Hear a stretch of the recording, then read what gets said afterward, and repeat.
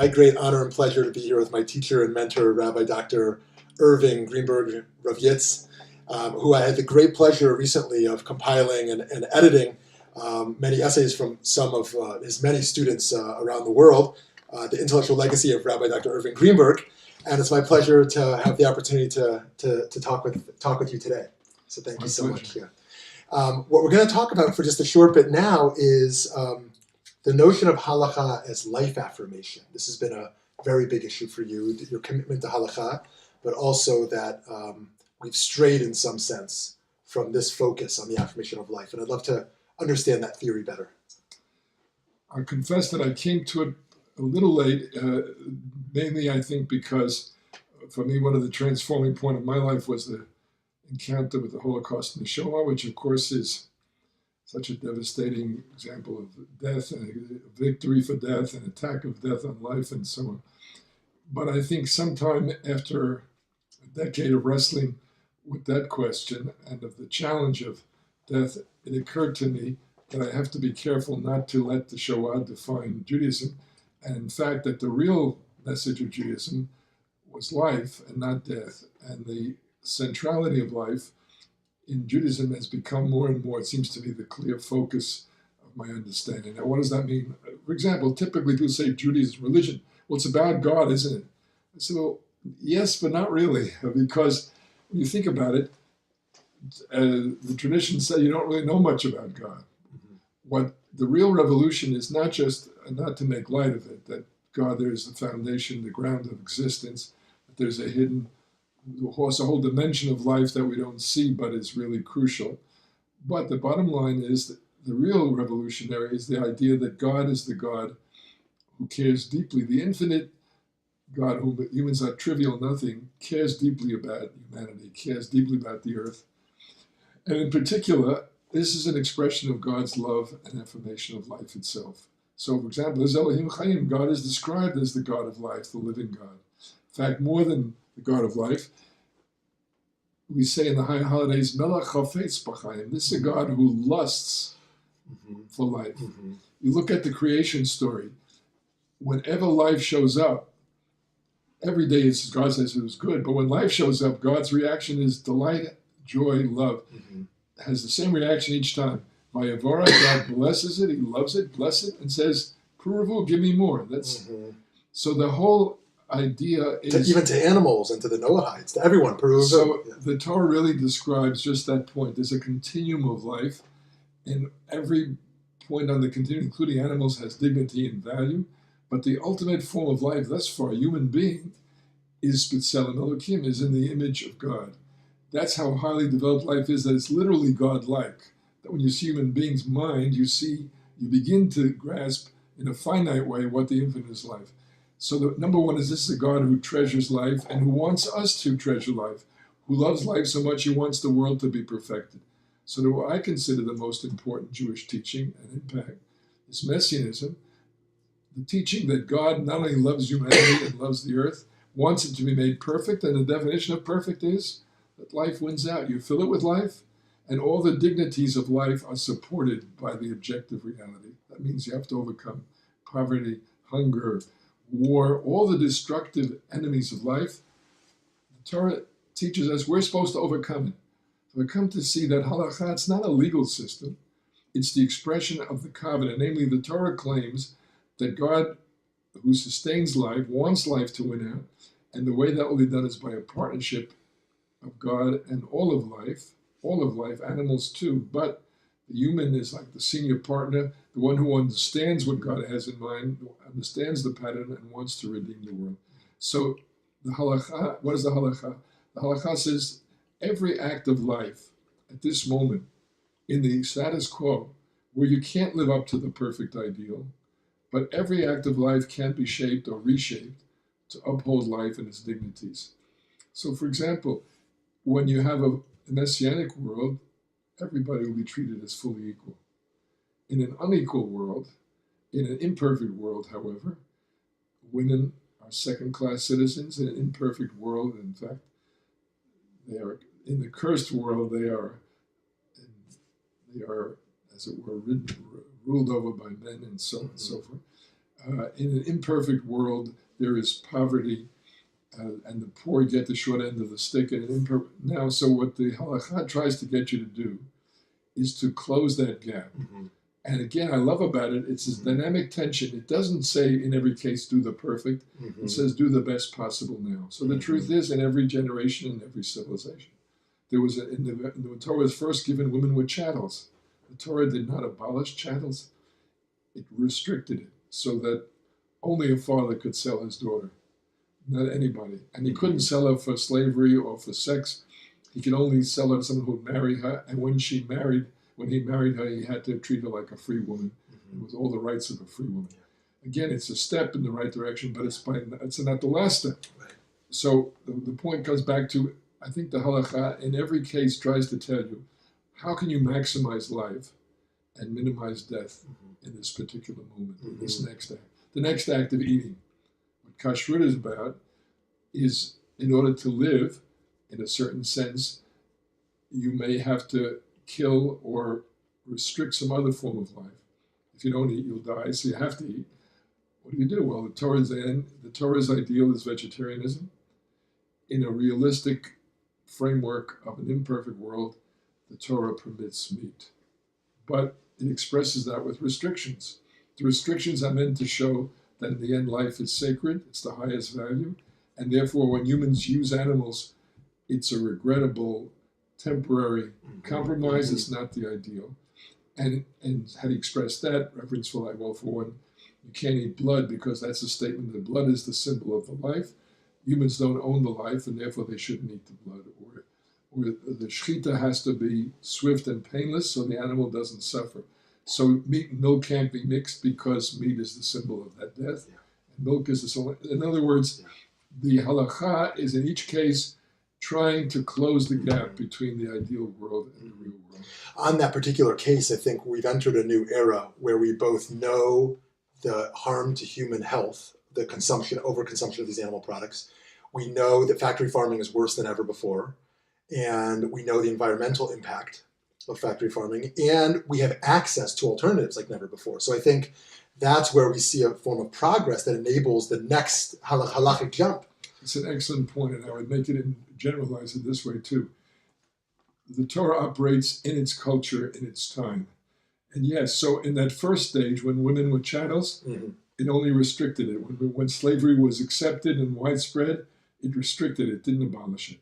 But in the second stage, the Chazal, in the rabbis, in that stage, on the contrary, the Halakhah moved forward. It gave women additional rights. It gave them a ketubah with a financial guarantee in case against divorce. In short, in each civilization, the Halakhah has to come back and make the next step. What you have correctly said is, I believe this, we're in a moment where, in fact, the Halakhah can make the next move back toward, if you will, back to the future, back to the vegetarian standard, on the grounds that it's much more possible now. A, we have now created serious vegetable plant alternatives. B, the negative impact on the environment of meat eating and cows and so on is very great. C, the industrial form of this agriculture and husbandry is degrading and hurting animal life. And last but not least, as you correctly said, medicine is now showing us that eating meat, it's cholesterol, it's fat, it's heart conditions. For all these grounds, I believe the true understanding of kashrut would not be satisfied to simply go on as it is now, but we try to move to the next level, or back toward, if you will, a vegetarian, or at least a highly restricted, much more restricted meat eating. So going back to egalitarianism, it seems like many of the Jewish people, with only good motives, who left the halachic process, embraced a full egalitarianism, and many who were committed to a halachic process froze the halacha and made it kind of irrelevant towards the progress which actualizes the tzelem Elokim of women in our community. So how should the halachic process going forward responsibly move us forward towards an egalitarian ethos? We have to restore the halacha's functioning. One of the problems is that in the last 200, 300 years, under the impact of modernity, its challenge, it was undermining Jewish loyalty, Jewish identification. The only way they knew how to protect halakha was to freeze it. And Orthodoxy became no change. that's really the Haredi conception, but it's spread very widely. You absolutize the Halakhah, claiming that in Torah there can be nothing that's imperfect or unfinished there, and you can't make any changes. And yes, they have bluntly, it really means in a way which, if you take that line, it means that cases of women's inferiority are frozen, and that's not acceptable. Now, again, my position is, if you look at the Torah at the very beginning, women, it says, human beings in the image of God. The image of God, I believe this is one of the critical Mishnayot, and I personally feel the most important religious teaching I've ever taught, which is that the human being, Tzalmokim, has three fundamental dignities: infinite value, equality, and uniqueness. And the Torah goes out of its way to say, Zachar u'nekeva bra'am, that man and woman are both in the image of God. Therefore, it seems to me it's clear that the ultimate implication is women are fully equal. Now, why are they not? My answer is because the Halakhah operates in the real world and it makes compromises with the real world. The danger becomes to freeze that rather than to keep the process moving toward the messianic goal. I think in our lifetime, thanks to the outside culture, women have been given opportunities to show their equality, their capability, their leadership.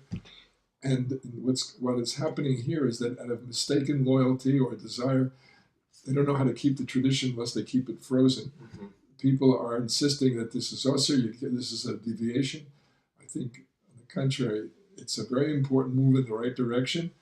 It's a long overdue direction. And I think the Halakhah process has to be restored and move it forward.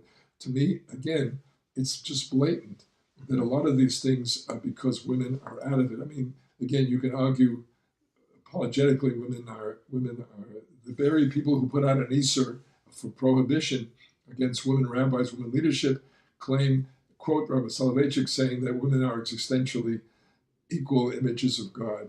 Yeah, but you can't say that and then they can't testify, they can't be rabbis, they can't serve as judges, they can't. So now here's the paradox, and I've said it many times, and I'm indebted to my wife, but my wife has many times said, there is an important insight that Orthodoxy could contribute, which is that you can have equality, but distinctive roles. You can have equality, but some things are distinctively women. This is now being used as an excuse. Well, it's distinctively women, mean they can't be rabbis. That's a naked justification of inequality and unfairness. But if Orthodoxy could shake that, then I think it would have credibility. But as it stands now, the people who on the other side, who are pushing for egalitarianism, do not take seriously this argument of distinctive because they see it as a apologetic for inequality. So if we could move forward and show that we're not dependent upon women's inequality, then I think we have a credible possibility. Now, which is it? That will distinctively reflect women's role. My wife used to always say to me, she doesn't want men to do candlelighting. She wants to do it. You know, I mean, that's trivial, but my point only is that I think there's a real possibility of distinctive roles for women if it's an addition, if it's a unique expression of men and women, not as a cover for inequality. So we know there's a huge mitzvah to donate organs when possible while living, but certainly after life. And many poskim have argued that. But most have suggested, maybe we shouldn't donate our bodies to science because it's not directly saving a life. And I know you've argued even recently that that in fact this is also, I don't know if you've argued required or just a good thing.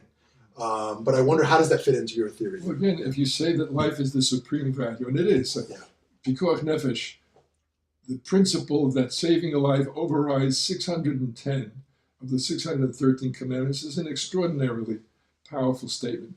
It means, again, that God's not interested in our obedience.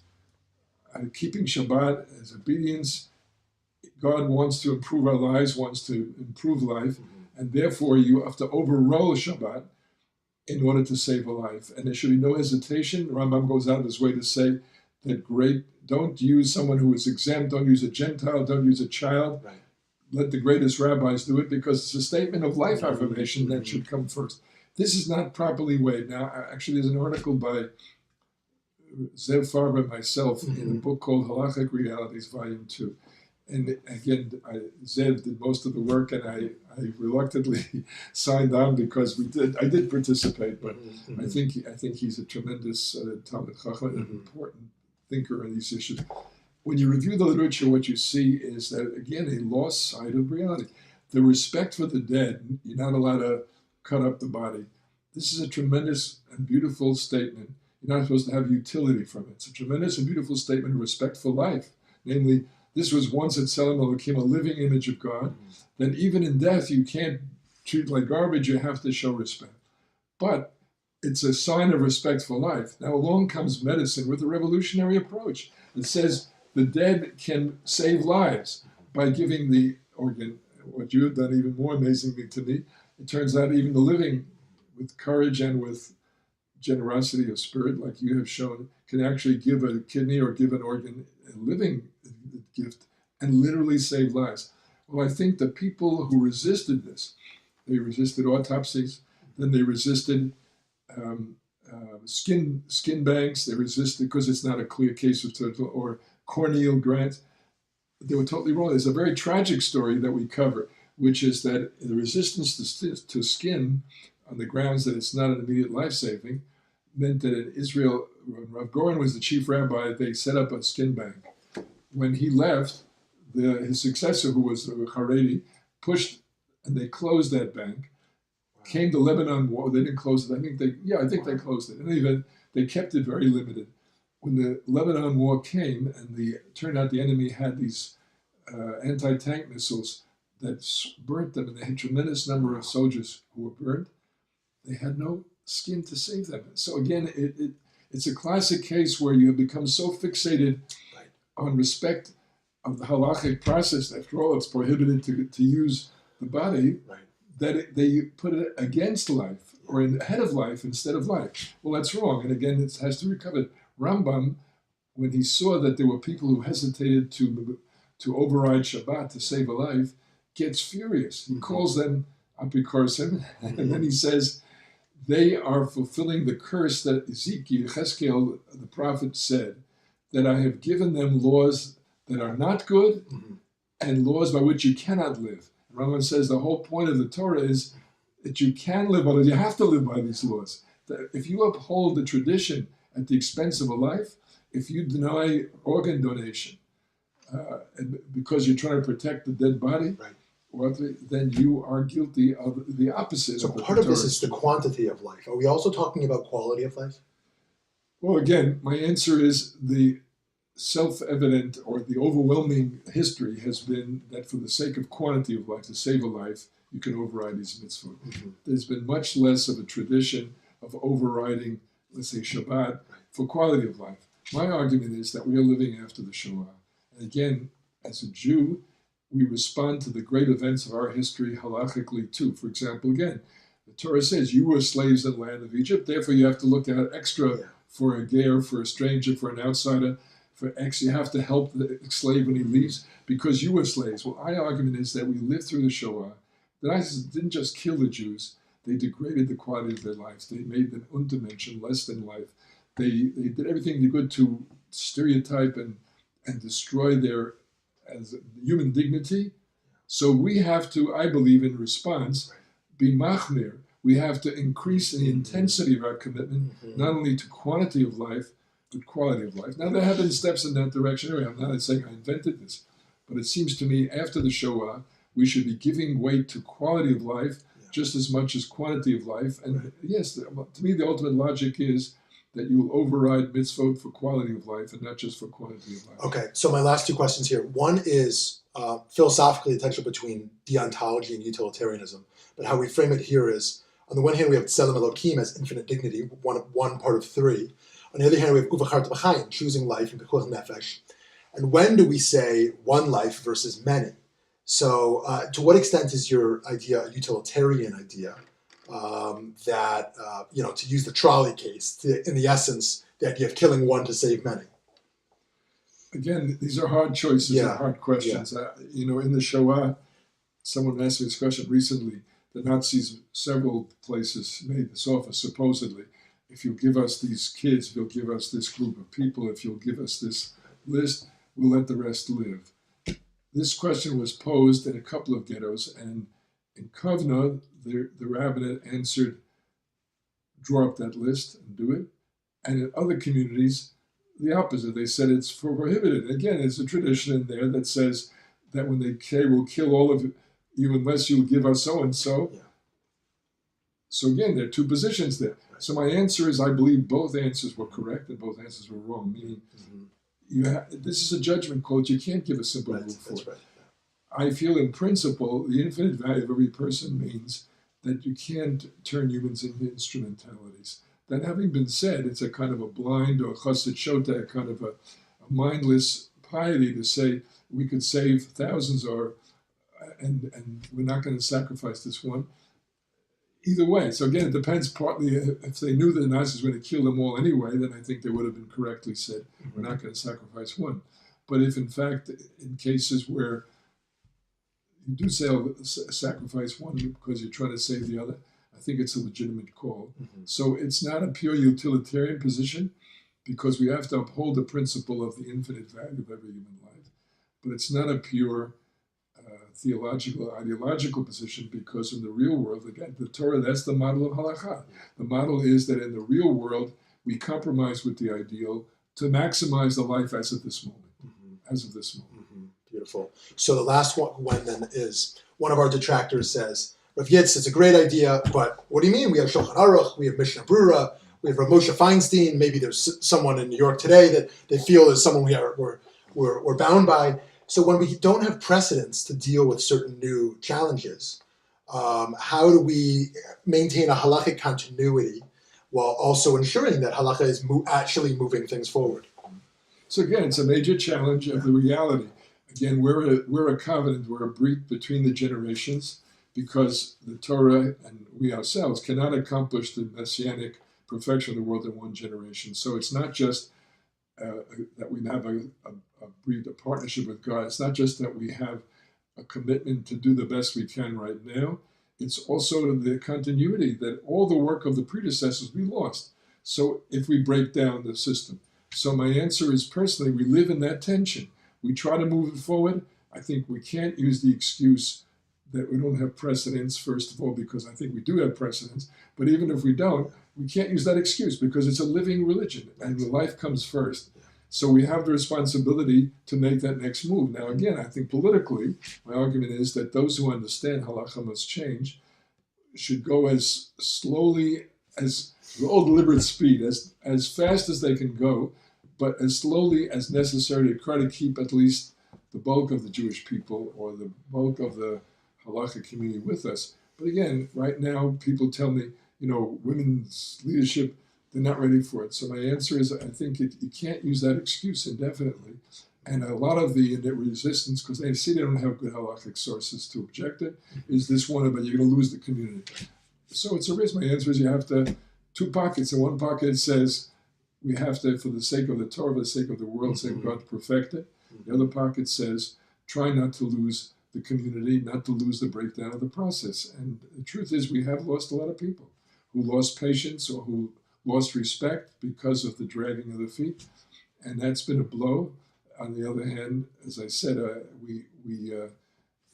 I think, looking back, at least I hope my dream is that we will be able to hit that balance. But that balance cannot be an excuse for inaction. It's just too, it's too urgent right now to move forward. So in the spirit of Uvachar Tevachayim, I'm just wishing you and your family continued long life and strength to continue to give chizuk to so many of us. Really, you mean so much to us, and you're guiding so many of us, and just continue bracha for you and your work. Thank you. And what's the name of your book or the topic of your book coming out next? The one that I'm writing? The one you're writing now. It's actually called The Triumph of Life. The Triumph of Life. So wait for this Triumph of Life to come out. In the meantime. Yes, in the meantime, check out all the other works he's written. And for just a taste of many of Rav Yitz's modern Orthodox, or those emerging from modern Orthodoxy, and their experiences of Rav Yitz as a personality and a mentor and as a thinker, a Torah giant. Thank you, Rav Yitz. Thank you so much. Thank you so much.